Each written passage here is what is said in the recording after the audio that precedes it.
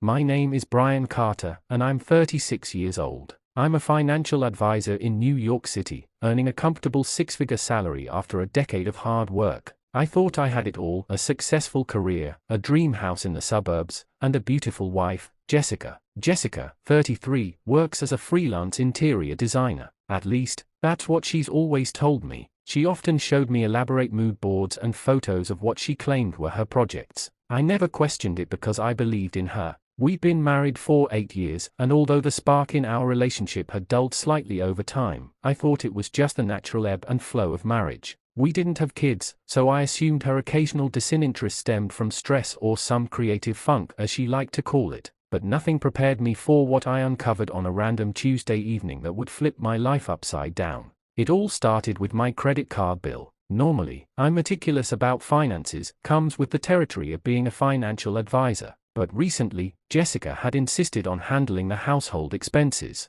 She said it would give her a better sense of contributing to our life together. I didn't see any harm in letting her manage the bills, so I handed over access to one of my credit cards. 2 months passed without me checking it, until a notification from my bank caught my attention: your available credit limit is now under $2,000. That didn't make sense. We rarely ever came close to maxing out the card. My hands were trembling as I logged into my account. I wasn't prepared for what I saw. Charges for luxury dinners, extravagant hotel bookings, spa retreats, and high-end boutiques, none of which Jessica and I ever visited together. One particular transaction stood out: a $6,000 charge at a jewelry store, which I knew wasn't for me because I hadn't received anything. My stomach turned as I noticed a pattern. Many of the expenses were clustered around weekends when Jessica claimed to be visiting clients or shopping for materials. But the nail in the coffin came when I scrolled down to find airline tickets for two to the Bahamas, booked under her name and some guy named Ethan. I didn't know an Ethan. That evening, Jessica strolled into the house carrying shopping bags, her face glowing with the satisfaction of another supposed successful client project. "Hey, babe," she chirped, placing the bags on the counter. "How was your day?" "Uneventful," I replied, masking my boiling anger. "What about you? Looks like someone's been busy." "Oh, you know, just helping Mrs. Thompson redesign her beach house. She's got such expensive taste." I nodded, trying to appear nonchalant, but my heart was racing. "Sounds great. By the way, I was looking at the credit card statement earlier." Jessica's face froze for a fraction of a second before she composed herself. "Oh, is there a problem? I noticed a few unusual charges. Care to explain why you were in the Bahamas with a guy named Ethan?" Her face went pale, and she dropped the shopping bag. "What are you talking about? Don't lie to me, Jessica." My voice was ice cold now. "I have the receipts." "Who the hell is Ethan?" That's when the tears started, followed by the waterworks of excuses. "He's just a friend." "It wasn't what it looks like, I swear," she sobbed, clutching my arm. "It was a work trip. I had to bring someone for the presentation, and Ethan is a colleague." "Do you think I'm an idiot, Jessica? A $6,000 jewelry charge? 5-star dinners? Airline tickets for two? You must think I'm blind." Her excuses became more absurd by the second, and when I refused to believe her, she exploded into anger. "You don't understand, Brian," she screamed. "You're never home. You're always working. I needed someone who was there for me, someone who appreciated me." Her words felt like a slap to the face. "So, your solution was to cheat on me? To spend my money on another man while I worked my ass off to give you this life?" Jessica stood there, silent now, her face red with a mix of guilt and fury. I didn't wait for an answer. The confrontation didn't end there. In the days that followed, I couldn't eat, couldn't sleep. Every time I looked at her, all I saw was betrayal. But the final straw came when her sister, Emily, unexpectedly showed up at our doorstep one night. Emily, 28, was the polar opposite of Jessica. She was grounded, sweet, and incredibly perceptive. She worked as a nurse and had always been close to both of us, or so I thought. I let her in, and she hesitated before speaking. "Brian," Emily started cautiously, "I need to tell you something. It's about Jessica." "Let me guess," I interrupted bitterly. "She's been cheating on me with Ethan." Emily's eyes widened. "You know about Ethan?" I nodded, anger bubbling to the surface. "Yeah, I know. She's been spending my money on their little vacations and God knows what else." Emily looked uncomfortable, but her next words floored me. "It's not just Ethan. There have been others." The world spun around me. "What the hell are you talking about?" "She's been seeing other men for months, Brian," Emily confessed, her voice trembling. and I tried to talk her out of it, but she wouldn't listen. In that moment, my marriage died. But what Emily said next planted the seed of something else entirely, a sense of betrayal not just by Jessica, but by Emily herself. Why was she only telling me this now? Why hadn't she said something sooner? Little did I know, Emily's confession was just the beginning of a tangled mess that would spiral into something even more outrageous. If discovering my wife's infidelity wasn't enough to shatter my world, what Emily revealed next flipped everything on its head. That night, as Emily and I sat in the dimly lit living room, the air between us was thick with tension. Jessica was conveniently out with friends again, likely another lie. Emily looked visibly uncomfortable, wringing her hands together as if trying to summon the courage to speak. "Brian," she began cautiously, "there's something else I need to tell you,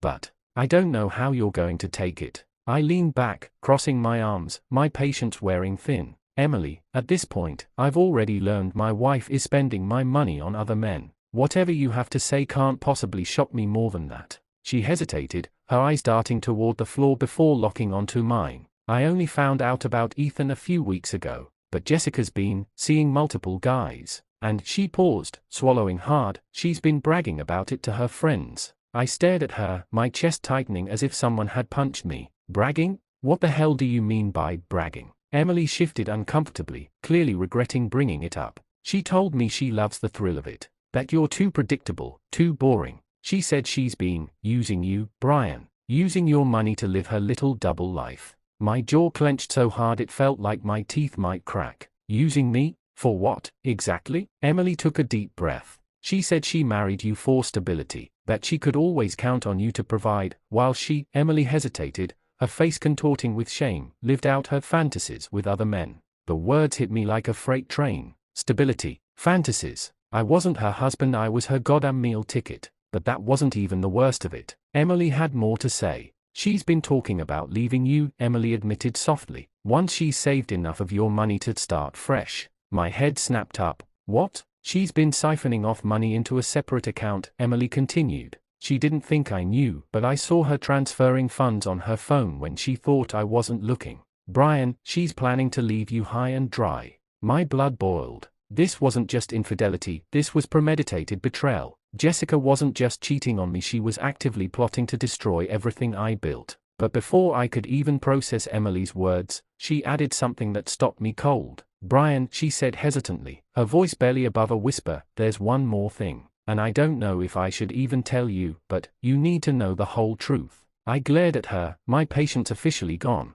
"Spit it out, Emily." She took a deep breath, her hands trembling as she clasped them together. "Jessica doesn't love Ethan, or any of the other men. She told me she's only with them because she's trying to cover up her real feelings for someone else." I frowned, confused. "What do you mean real feelings? Who the hell is she covering up for?" Emily hesitated, her cheeks flushing with color. "It's not a man," she whispered, looking down. "It's me." For a moment, the room went silent. Dead silent. I stared at Emily, trying to process what she'd just said. "What the hell are you talking about?" I finally managed to ask. She's obsessed with me, Brian," Emily said, her voice shaking. "She's been in love with me for years. I didn't know how to handle it when she first told me, so I tried to push her away. But she wouldn't stop. That's why she started sleeping around to convince herself she didn't feel this way about her own sister." I blinked, completely blindsided. This wasn't just betrayal. This was insanity. My wife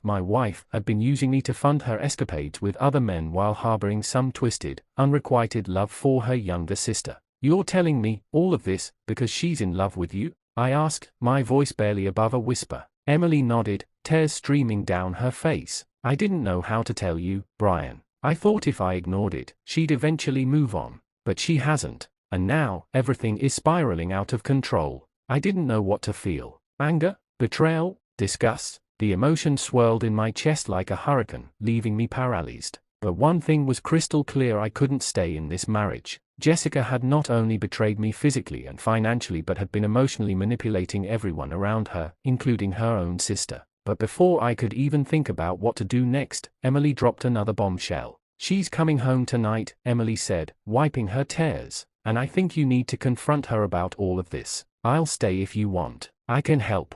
I looked at her, the wheels in my head turning. Confront Jessica? What would that accomplish? She'd lie, manipulate, cry, anything to shift the blame. No, confronting her wasn't the answer. Not yet. Instead, a new thought began to form in my mind, a thought fueled by anger, betrayal, and the need for justice. I didn't just want answers. I wanted revenge. That night, as Jessica came home, her usual fake smile plastered on her face, I watched her like a predator sizing up its prey. She had no idea the storm that was brewing. She didn't know that her perfect little fakid was about to come crashing down. And little did she know, her sister, her so-called true love, was about to play a much bigger role in her downfall than she could have ever imagined. After Emily's bombshell revelation, my mind was a battlefield. The pain of Jessica's betrayal was no longer enough to paralyze me. Instead, it fueled a burning desire for retribution. I wasn't just going to confront her, I was going to take everything she had meticulously built and turn it to ashes. I wanted her to experience the humiliation, betrayal, and loss she had so cruelly inflicted on me. But to do this, I needed a plan, a detailed, foolproof plan.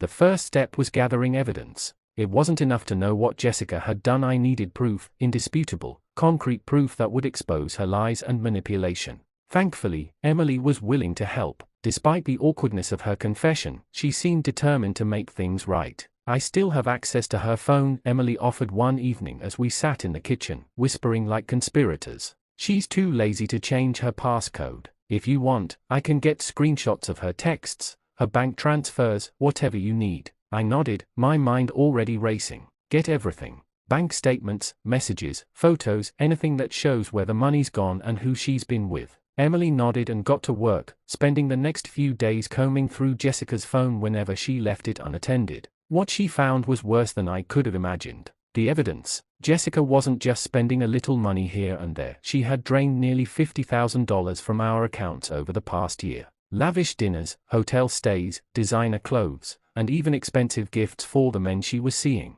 One receipt was for a $10,000 watch she bought for Ethan. She bought him a watch worth 10 grand? I asked, staring at the screen in disbelief. Emily nodded, her expression a mix of disgust and pity. And that's just one of the receipts, Brian. She's been funneling money into her private account, tens of thousands more. Then there were the text messages. Flirty, explicit exchanges between Jessica and multiple men, each one more nauseating than the last. In one, she wrote, "Brian's such a sucker. He has no idea I'm out with you tonight. Let me just take one more business trip and I'll have enough to leave him for good." The words made my stomach churn. But what really drove the knife deeper was the sheer lack of remorse in her tone. This wasn't a guilty woman trying to justify her actions. This was someone who took pride in her deception. Recruiting allies. The second step in my plan was enlisting help. Emily was already on my side, but I needed more support if I was going to pull this off. So, I turned to my oldest friend, Nick. Nick, 35, was a private investigator by trade and had a knack for uncovering the dirtiest secrets.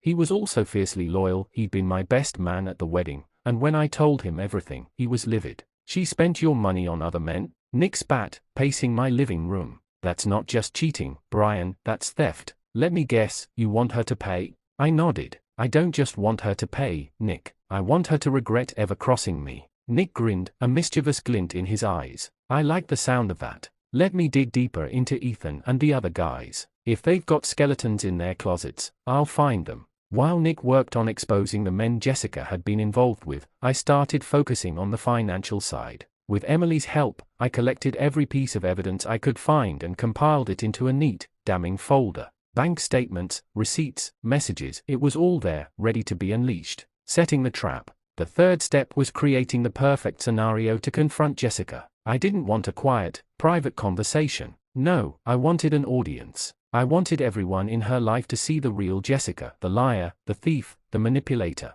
So, I planned a dinner party. It was Jessica's idea, ironically. She wanted to host a small gathering for her friends to celebrate her promotion. In reality, it was just another excuse to flaunt her fake success and parade around like the queen bee. Perfect, I thought. I told Emily and Nick about the plan, and they both agreed it was the ideal opportunity. "She won't see it coming," Nick said with a smirk. "But are you sure you're ready for this, Brian? It's going to get messy." I nodded, my resolve unwavering. "She's humiliated me for years, Nick. It's time she gets a taste of her own medicine." The sister factor. There was one final piece to the puzzle, Emily. As much as I hated to admit it, Jessica's obsession with her sister was a weapon I could use. Emily was hesitant at first. She didn't want to play with Jessica's emotions, but after some convincing, she agreed to help. "I'll be there," she said reluctantly, "but only because I want you to move on from her, Brian. You deserve better than this." Her words lingered in my mind longer than I expected. Was she right? Did I deserve better?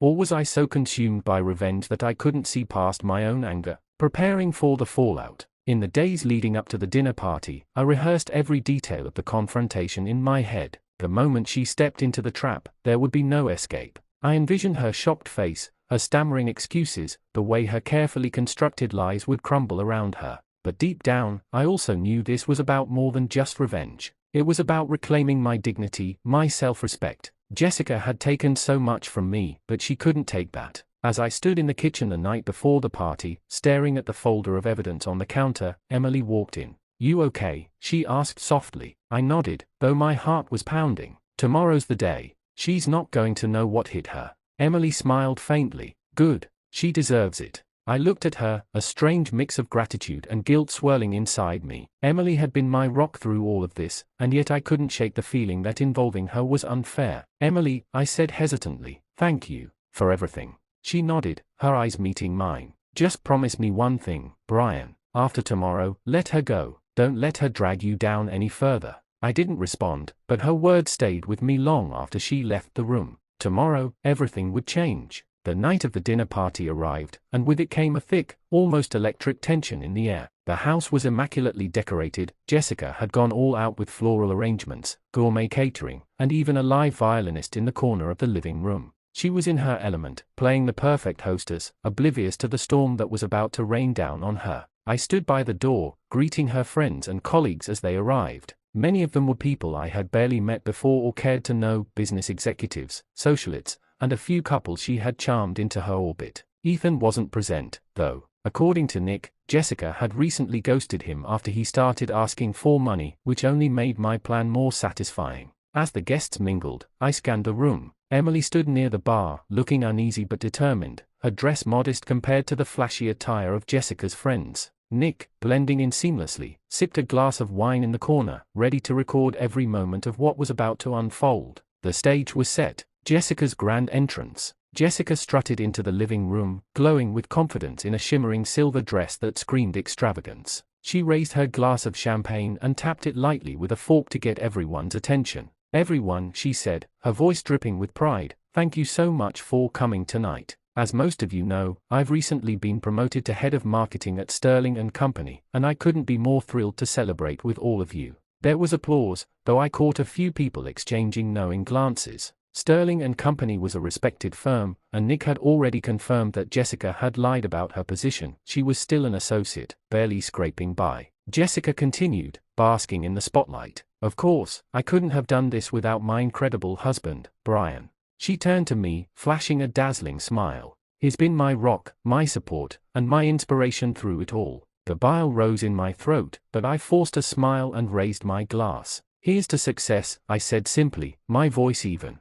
Emily shot me a look from across the room, a subtle signal. It was time. The presentation. I stepped forward, setting my glass down on the table. "Before we toast, I actually have a little something prepared for Jessica, a tribute to her hard work and dedication over the years." Jessica's eyes widened in surprise. "You didn't have to do that, Brian." "Oh, but I did," I said, smiling. "Everyone, if you'll join me in the living room, I've put together a short slideshow." The crowd moved to the living room, murmuring with curiosity. Jessica beamed, clearly enjoying the attention, while Emily discreetly handed me a USB drive. I inserted it into the TV and pulled up the folder of evidence Nick and I had compiled. The first slide appeared on the screen, a photo of Jessica and Ethan at an upscale restaurant, her hand resting on his arm. There were gasps. Jessica's smile faltered. "Brian, what is this?" I ignored her, clicking to the next slide. It was a bank statement showing the $10,000 watch purchase, with Ethan's name listed as the recipient. "This," I said, addressing the room, "is what my wife has been doing with my money while pretending to build her career."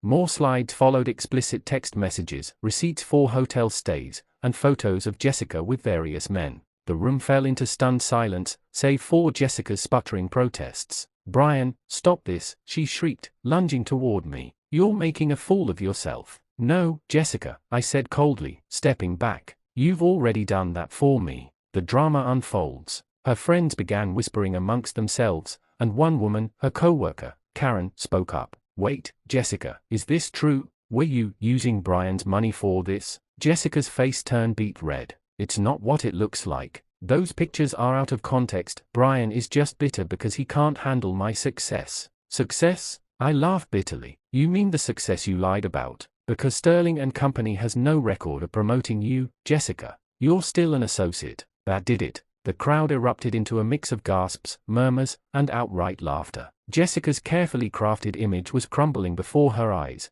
and there was nothing she could do to stop it. Nick, ever the opportunist, stepped forward. For anyone interested, he said loudly, I've compiled a full dossier on Jessica's financial activities and infidelity. If you'd like a copy, I'd be happy to share. Brian, how could you? Jessica hissed, her voice trembling. How could I snapped, my voice finally rising. How could you, Jessica? You drained our accounts, lied to my face, and humiliated me for years. This is me taking back what's mine. Emily's moment. Just when I thought the night couldn't get any more chaotic, Emily stepped forward. Jessica, she said, her voice calm but firm, it's time you faced the truth. You've been selfish and manipulative, and you've hurt everyone around you. I can't stand by and watch anymore. Jessica's eyes narrowed. Oh, please, Emily. You've always been jealous of me. Don't act like you're some saint. Emily didn't flinch. Jealous? Of what? Your lies? Your fake friends? Your non-existent promotion? No, Jessica, I'm not jealous. I'm disgusted.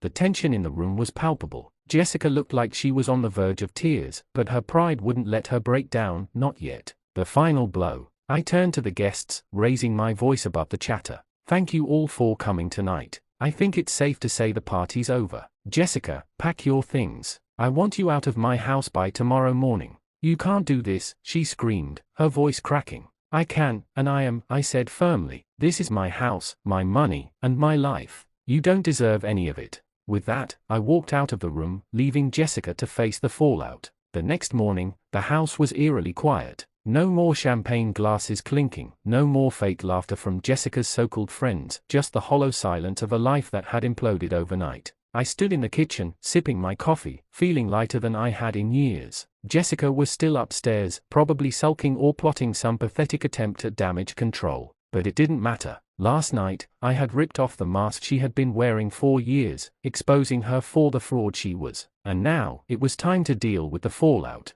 Jessica's breakdown. It wasn't long before she came stomping downstairs, her hair a tangled mess, eyes red and puffy from crying. She was still wearing the silver dress from the night before, but it was wrinkled and stained with spilled wine. You happy now? She spat, her voice hoarse. You've ruined my reputation. Everyone thinks I'm some gold-digging whore. I took another sip of coffee, unbothered. I didn't ruin anything, Jessica. You did that all on your own. She let out a humorless laugh. Do you have any idea what you've done? My boss, my real boss, called me this morning. Apparently, word got around. They are investigating me for misuse of company funds. Company funds, Brian. They think I stole money. I raised an eyebrow. Did you? Her lips pressed together in a thin line. I already knew the answer. Jessica had always lived beyond her means, and when my money wasn't enough, I had no doubt she dipped into whatever company account she had access to. I can fix this, she muttered to herself, pacing. I just need to.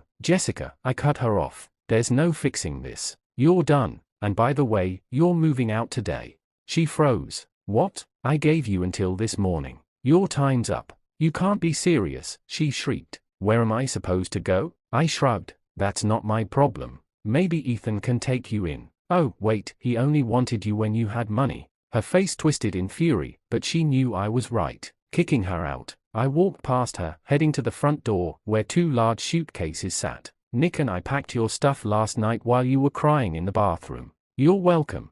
She was shaking with rage. You had Nick touch my things? I smirked. Relax, Jess. He didn't steal anything, unlike you. Jessica looked around frantically, like a caged animal searching for an escape. This is my home too. Legally?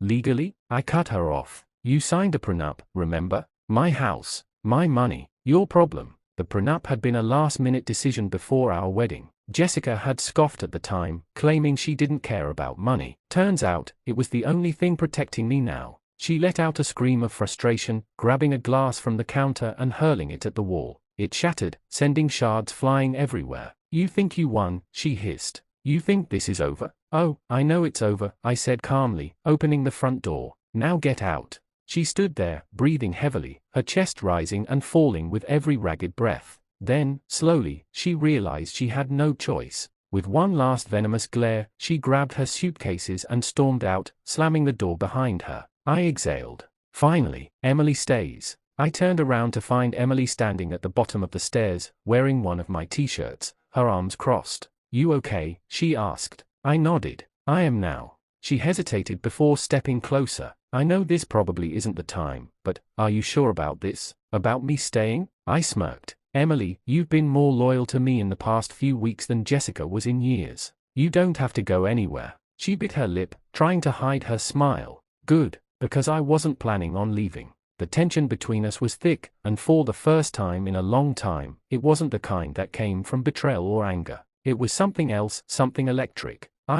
Emily fidgeted, looking down. "I don't want you to think I'm just taking advantage of the situation. I know you're still dealing with everything." I reached out, lifting her chin so she'd look at me. "Emily, I don't think that at all. If anything, I think you might be the best thing to come out of this mess." A small, genuine smile spread across her face. "So, what now?" I grinned. Now, we start fresh." She nodded. I liked the sound of that. And just like that, the nightmare that was Jessica was over. The final blow. A few days later, I got a call from Nick. "Dude, you are not gonna believe what just happened," he said, barely able to contain his laughter. "Try me. Jessica just got fired," he said. "Sterling and Company found out she was using the company card for business expenses, aka funding her sugar baby lifestyle with Ethan. They can her immediately." I let out a low whistle. "Damn, that's rough." "Oh, it gets better," Nick chuckled. "Her car got repossessed too. Turns out, she was behind on payments.